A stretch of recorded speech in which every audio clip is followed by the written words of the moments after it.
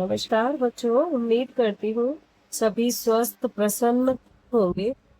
आज हम सूरदास के पद का पार्ट 2 शुरू करने जा रहे हैं, जिसमें हमने पहले 2 पद किए थे। आज तीसरा पद हम शुरू करेंगे, जिसमें गोपियां उद्धव को संबोधित करती हैं और खुद की तुलना एक हारिन पक्षी से करती हैं।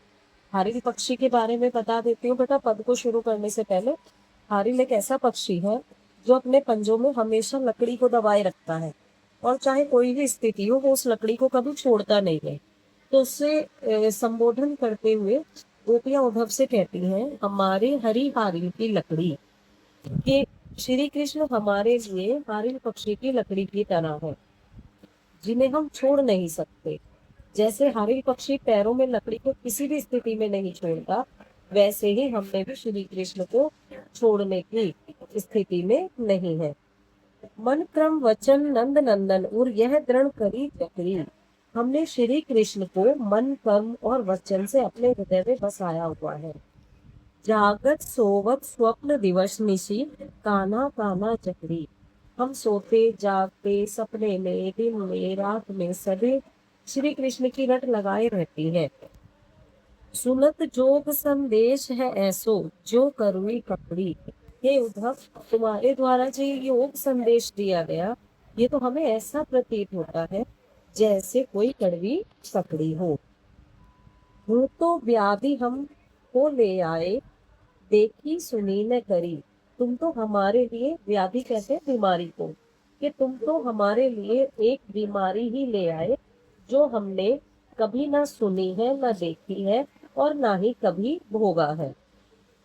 यह तो सूर तिन ही ले सोको जिनके मन चक्री।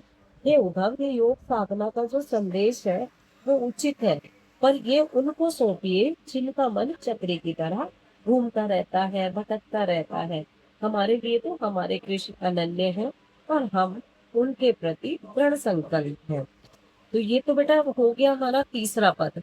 अब अगले पद में फिर गोपियां निसंकोच उद्धव से कहती हैं, क्योंकि उद्धव की तुलना भ्रमर से, भोरे से की गई है, तो वो उद्धव को बताती है श्री कृष्ण के बारे में कि हरि है राजनीति पढ़ आए। गोपियां कहती है कि हे उद्धव, अब तो श्री कृष्ण ने राजनीति पढ़ ली है। समझी बात कहत मधुकर के समाचार सब पाए। कि हम जब आपसे योग साधना का संदेश सुन रहे थे, समाचार जब हमने सुना तो हमें पूर्ण विश्वास हो गया कि श्री कृष्ण राजनीति पढ़कर और भी जो है चतुर हो गए। एक अति चतुर पहले ही अब गुरु ग्रंथ पढ़ाए। हे उद्धव, पहले से ही वो बहुत चतुर थे, पर अब अपने गुरु से श्री कृष्ण ने राजनीति पढ़ ली, तो अब गुरु ग्रंथ भी वो पढ़ाने लगे हैं। एक बड़ी बुद्धि जानी जो उनकी जोग संदेश पठाए। अब गोपियां कहती हैं कि राजनीति का प्रभाव इतना हुआ कि उनकी बुद्धि चातुर्य बढ़ गया और श्री कृष्ण इतने कुशल हो गए कि उन्होंने योग का संदेश भेज दिया। इस पंक्ति को दोबारा से देखें बेटा। बड़ी बुद्धि जानी जो उनकी जोग संदेश पढ़ाए। कि श्री कृष्ण राजनीति का ग्रंथ पढ़ने के बाद बुद्धि चातुर्य में और कुशल हो गए और उन्होंने योग संदेश भेज दिया। उद्धव भले लोग आगे के परहित डोलत धाये। हे उद्धव, जो पहले के लोग थे वो बहुत भोले थे, यानी दूसरों की भलाई में चले जाते थे। अब अपने मन फेर पाइए, चलत जो हुते चुराए।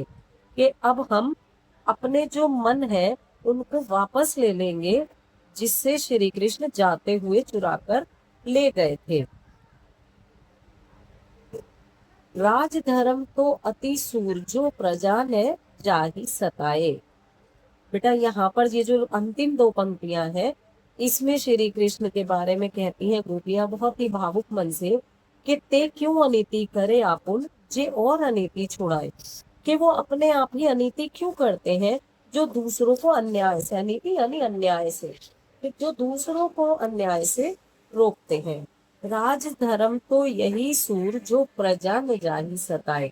राजा का धर्म तो ये होता है कि जो प्रजा को ना सताए और प्रजा की भलाई के लिए कार्य करे।